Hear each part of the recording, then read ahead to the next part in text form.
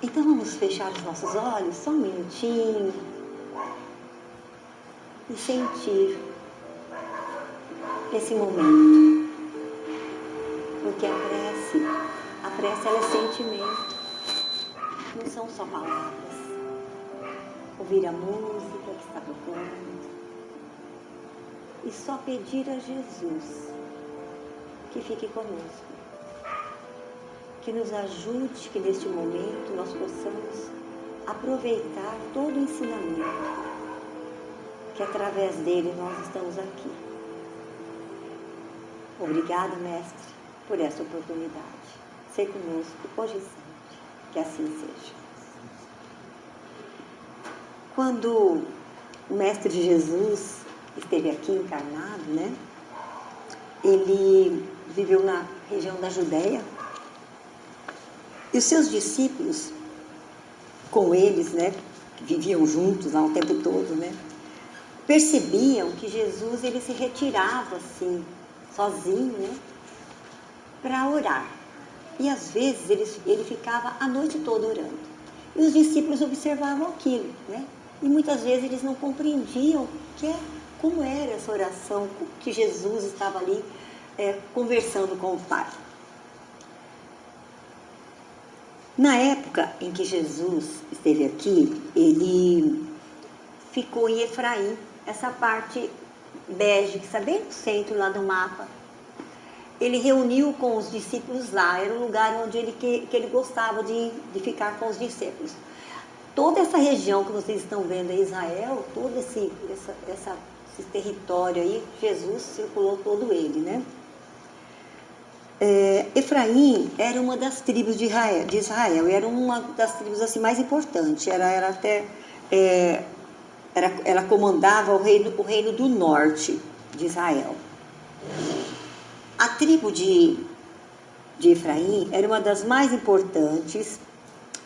E Efraim, se você olhar no Google, você vai procurar Efraim, você vai encontrar lá um muro, não tem nada, porque a maioria das cidades antigas, nessa parte antiga, está tudo em ruínas, né? Mas ela era uma cidadezinha, assim, que tinha um amontoado de casas, né? Simples, imagine vocês irem no interior, aquelas casinhas, tudo juntinhas, né? Era Efraim. Só que ela tinha uma beleza muito peculiar, porque ela era muito florida, muito cheia de plantas, de árvores, de rosas coloridas, né?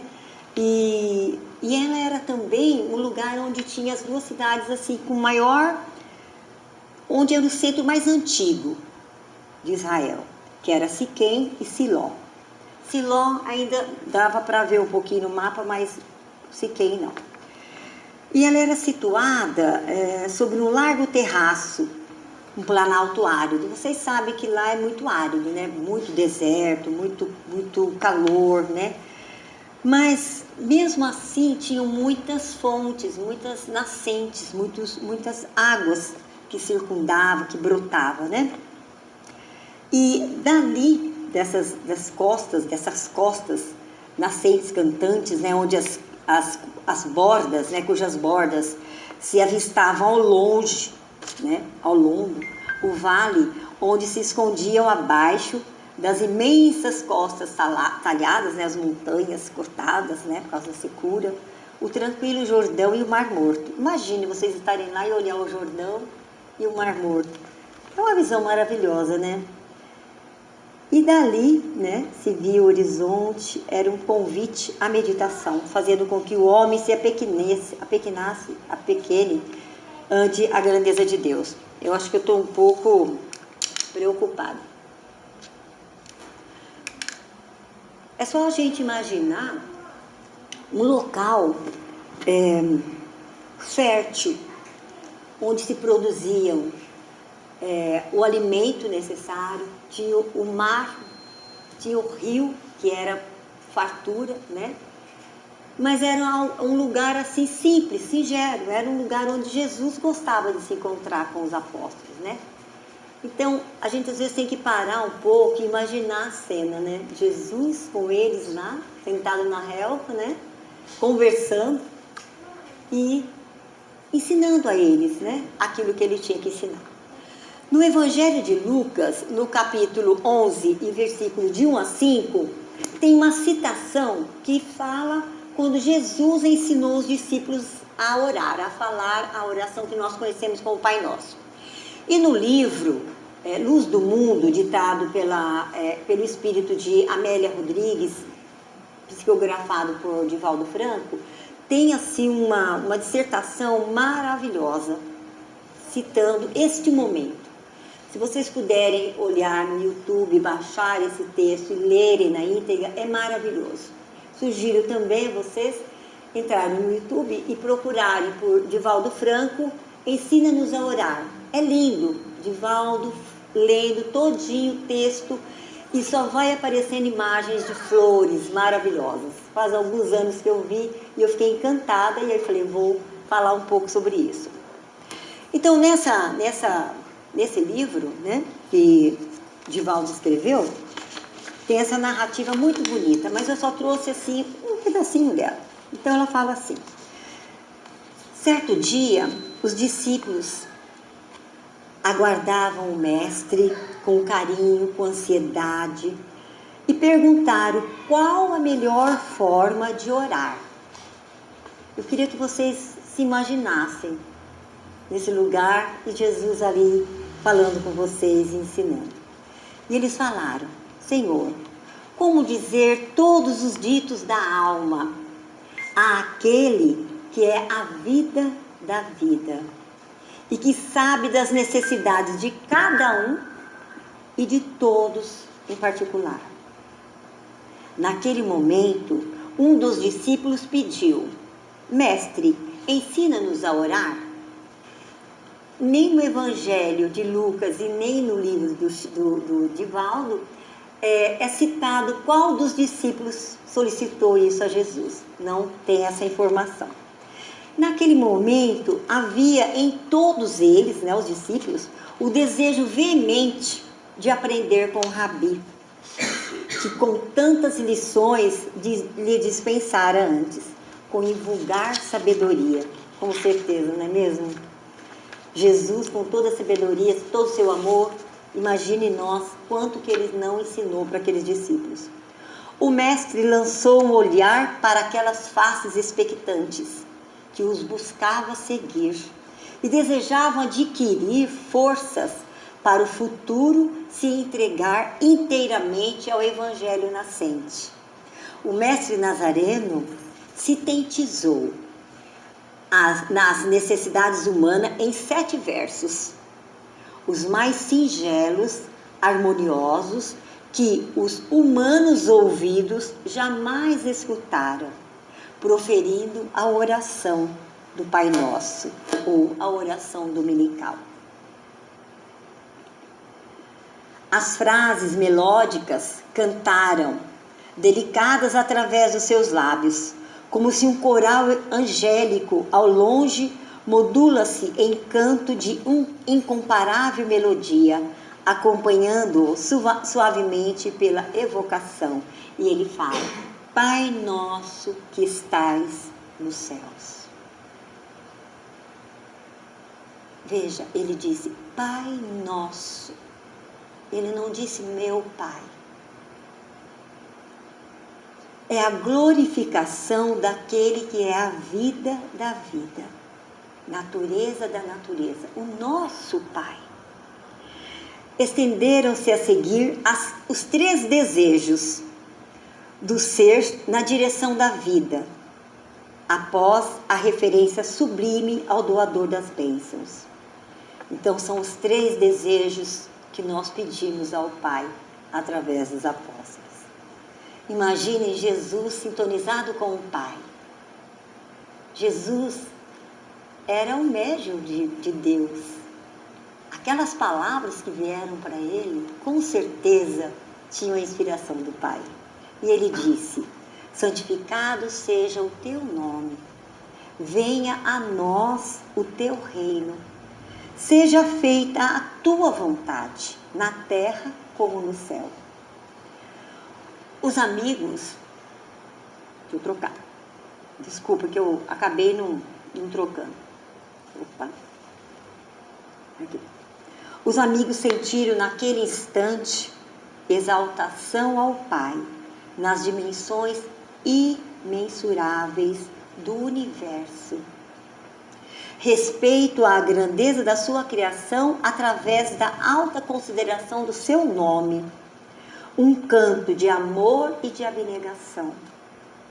A seguir, as 3 rogativas em que o homem compreende a própria pequenez e se levanta súplice, confiante, porém, em que lhe não será negado nada daquilo que é solicitado. É mágico isso, não é? Nós podemos orar e ter a certeza que Deus vai nos atender, porque Jesus deixou isso no Pai Nosso para nós. E Ele fala: o pão nosso de cada dia dá-nos hoje. Perdoa-nos as nossas dívidas, assim como perdoamos aos nossos devedores. Não nos deixes cair em tentação e livra-nos de todo o mal. São 3 rogativas que nós rogamos ao Pai, que nos dê força nessas dificuldades que nós passamos na nossa vida, né? Na vicissitude dos nossos dias. E Ele fala: dá-nos hoje, que é a base da manutenção do corpo. É o sustento para a matéria, a força para o espírito, de modo a prosseguir no roteiro de redenção, no qual exercita as experiências evolutivas. Como nós iríamos suportar sem essa bênção para as nossas almas? Como nós iríamos suportar aqui se nós não tivéssemos a certeza de que o sustento não faltaria? Nós sabemos que ninguém morre de fome nesse planeta. Sempre tem um alimento, sempre tem alguém, sempre tem uma entidade que vai estar dando um sustento para aquele mais necessitado. E para a nossa alma, nós temos a oração, nós temos as casas de orações, nós temos os amigos que nos ajudam. Então Ele não nos desampara. O reconhecimento dos erros, equívocos, danos causados a si mesmos e ao próximo. Quando nós falamos, perdoa-nos, ensejamos reparação através da oportunidade de refazer e recomeçar sem desânimo. Esse recomeçar sem desânimo, temos que pensar na reencarnação. Temos que pensar no todo dia que nós levantamos de manhã e agradecemos a Deus, a Jesus, por mais um dia, por mais uma oportunidade, sem desânimo, com coragem, com vontade. Superando-se e ajudando-se os que nos são vítimas. Como perdoarmos aos que nos devem? Livra-nos de todo o mal. É muito interessante quando a gente pensa que a gente pede perdão, né? Faz essa oração, pede perdão e nós vamos perdoar aquele que nós ofendemos, né? A gente tem que refletir muito nesse trecho do Pai Nosso, né? Porque é muito fácil a gente pedir, né? Pedir, obterei, né? E o que a gente dá, né? E às vezes, uma coisinha de nada que a gente faz, né? Sem intenção, muitas vezes, o outro já fica magoado. E aí, como será o perdão dele por nós? E o nosso perdão por aqueles a quem nós devemos também? Naquele momento, começa a musicalidade sublime, embalada, formosa na pauta da natureza, conduzida pelo vento. Imagine a brisa que passa por eles, Jesus na relva e seus discípulos. Aquela era a mais singela, a mais completa oração jamais enunciada. A ponte de intercâmbio entre os dois planos do mundo estava lançada. O mestre disse: pedi e dar-se-vos-á, exortou o mestre Nazareno. As vibrações daquela hora deixou o ambiente com aroma de 1000 odores, sutis e constantes, e a festa nos corações. O reino de Deus está agora mais próximo. Orando, estarão em comunhão permanente com o Pai. Os discípulos compreenderam naquele momento o significado da oração, transformando-se e transformando o mundo. Muitas vezes nós ficamos, querendo que o mundo fosse melhor, que a civilização fosse melhor, que o vizinho fosse melhor, Mas e nós? Nós estamos melhor? Então essa transformação começa em nós para acontecer no mundo todo, O homem sobe ao Pai e o Pai desce à terra. Nós fazemos uma ligação com o Pai. Jesus deixou para a humanidade um canal aberto para nos comunicarmos com o plano espiritual. Quando nós pensamos nesse canal aberto, não é só com Deus, com o nosso mentor, com Jesus, com a Virgem Maria, com os santos, Não importa quem a gente está pensando, mas também com aqueles entes queridos nossos que partiram, Porque quando a gente ora, quando a gente mentaliza, nós mandamos vibração para eles também. Nós mandamos amparo para eles através da nossa prece, Desde que ela seja de coração. No Evangelho segundo o Espiritismo, no capítulo 27 e 28, fala muito sobre a prece. No 28 tem a coleção de preces, e neste capítulo, logo no início, no item 9, ele fala ação da prece, transmissão do pensamento. E lá tem também são 3 folhas mais ou menos falando só sobre o Pai Nosso. Está tudo lá, Diferente do que Divaldo psicografou, mas com muita grandeza, com muita propriedade, Vale a pena a gente chegar e dar uma olhadinha, ler para conhecer e refletir em cada frase que Jesus falou. A oração é uma invocação, Então nós invocamos.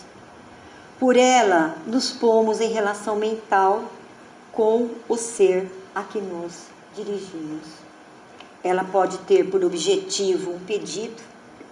Geralmente a gente pede muito, na oração. Um agradecimento que a gente não pode esquecer, mas também temos que louvar a Deus. Às vezes a gente esquece de louvar a Deus, Louvar a Deus é falar assim, a grandeza que Ele é, a imensidão que Ele é, o amor puro que Ele é, o infinito que Ele é, o Pai eterno que Ele é. Isso é louvar a Deus, é olhar a natureza e admirar. É uma oração silenciosa louvando a Deus.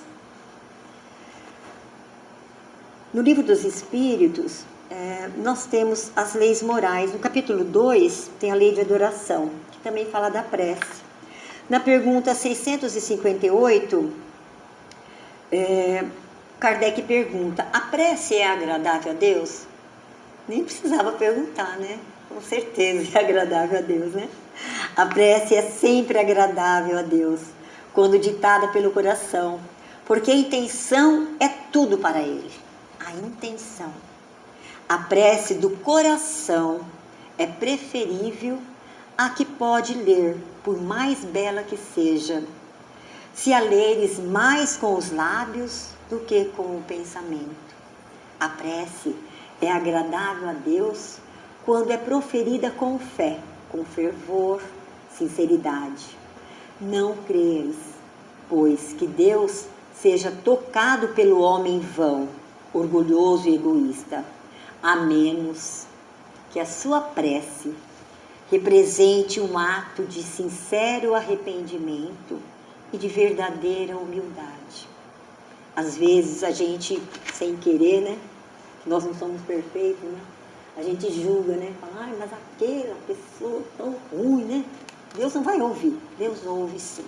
Ele ouve a todos nós, porque Ele nos ama incondicionalmente. Porque nós todos somos pecadores, somos devedores, temos dificuldades. No livro Pensamento e Vida, de Francisco Cândido Xavier, ditado pelo Espírito Emmanuel fala assim: orar é identificar-se com a maior fonte de poder do universo. Gente, identificar-se com essa força, com esse poder. Nós não somos carne, nós somos energia, nós somos espírito. Aí que a gente se identifica com esse universo, com esse poder, com esse Criador. É perceber-nos como parte deste poder, nos ver como parte deste todo universal. Dispomos na oração do mais alto sistema de intercâmbio entre a terra e o céu. A oração é divino movimento do espelho de nossa alma no rumo da esfera superior para refletir-lhe a grandeza. Veja, o espelho de nossa alma. Quanto mais a gente estiver purificado, com certeza esse espelho vai refletir, né? Em Deus e em Deus para nós. Nós vamos receber uma imensidão de luz, de bênçãos. Temos que falar também da prece intercessora, né? Eu acho que hoje em dia, todos nós aqui, com certeza, difícil o dia que a gente não recebe alguém pedindo uma oração, não é verdade? Ou é um parente, é um amigo, não é? Ou você, raramente eu faço isso de ligar a TV e a gente às vezes vê algumas cenas, né? E a gente, ou você sai na rua e você vê aquela pessoa necessitada, largada na rua, né? E a gente também está sendo convidado a fazer uma oração por essa pessoa, né?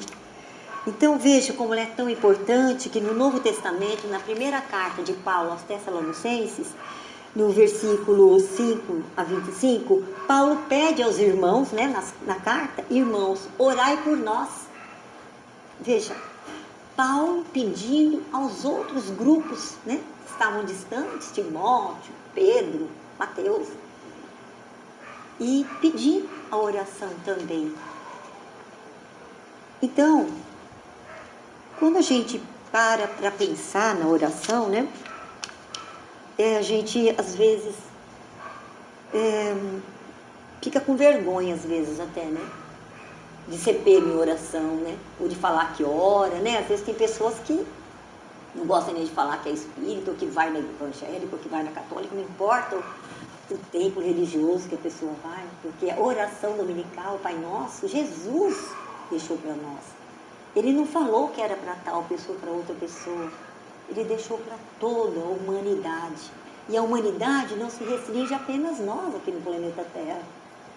É o universo todo.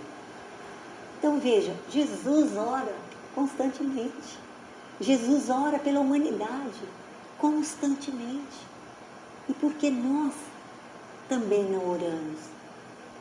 Então nós temos que fazer desta oração, ou da oração que vem, né, automaticamente do seu coração, nós temos que fazer prática dela, colocar ela em prática, né, todos os dias.